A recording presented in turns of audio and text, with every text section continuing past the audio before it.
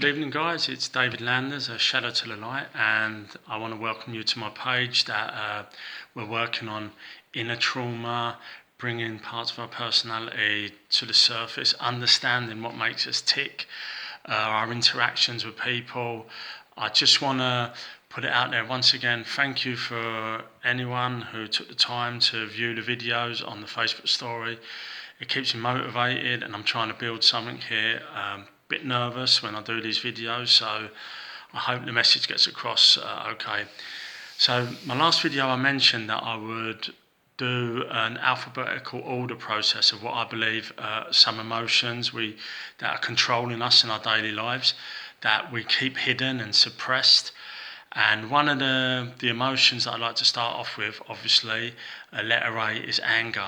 And there's a lot of confusion around anger because we tend to think that it's just a negative, and trust me, when I explain to you, it can also be a positive. I hope you'll understand how to read the signals in your own body and the red flags that may pop up within yourself in certain situations, and what you actually, part of the anger family you're feeling. So I believe there's three components.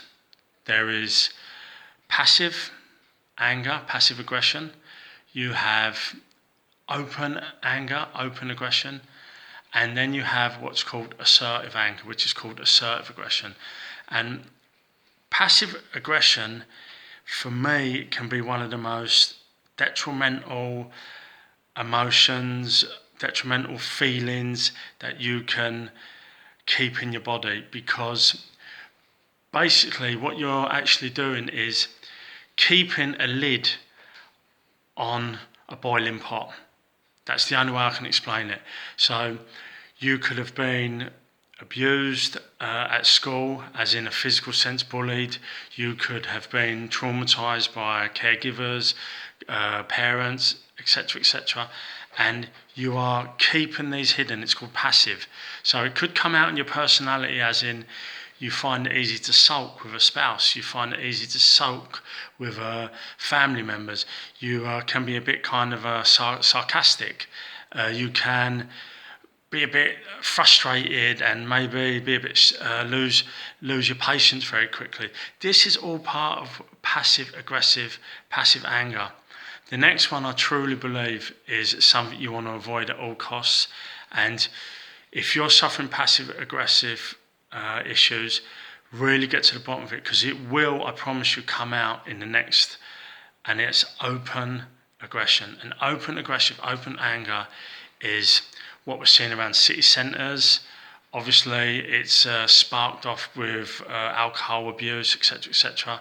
But we're seeing it in homes. It's coming out in physical abuse, emotional abuse, violent abuse, verbal abuse. Sorry. And what basically is, it's you are the petrol to the flame. There's a combustion within inside you, which I believe is linked from the passiveness, and it's coming out in an open sense.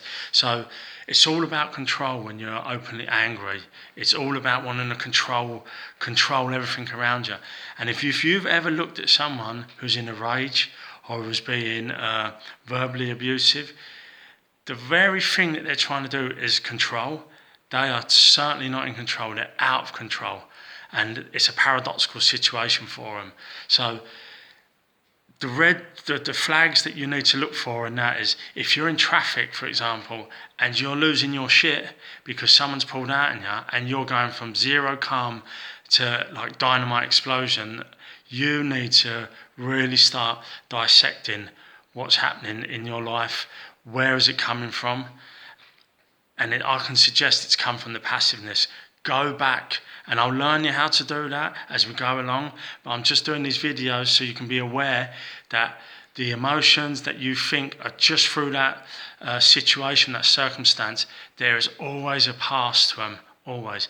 And the next one is, I believe that if we learn to do this from the get-go, passive aggression and open aggression no longer exist, and it's called assertive aggression. And people forget about anger. We're allowed to be angry as long as it's controlled, it's assertive. And we're allowed to express our displeasure, our frustrations, but in a kind of adult way. So, for example, if we're having an issue with our girlfriend, we're allowed to say, you know, my back got put up a little bit because of this, and they're responding in kind. You're listening to each other. You're airing your grievances, but in a very controlled manner. I wanted to keep this video short. I said I'd try and keep them, well, a minimum of 3. I hope you guys are getting the gist of what I'm doing, and I'm going to continue trying to do it. And like I said, I hope my articulation starts getting better and better. And I just want to say, bring that shadow to the light, guys. Listen to your body, listen to the signs. Look how you're reacting. Be honest with yourself, and I wish you love and peace. Look forward to speaking to you guys soon. Bye now.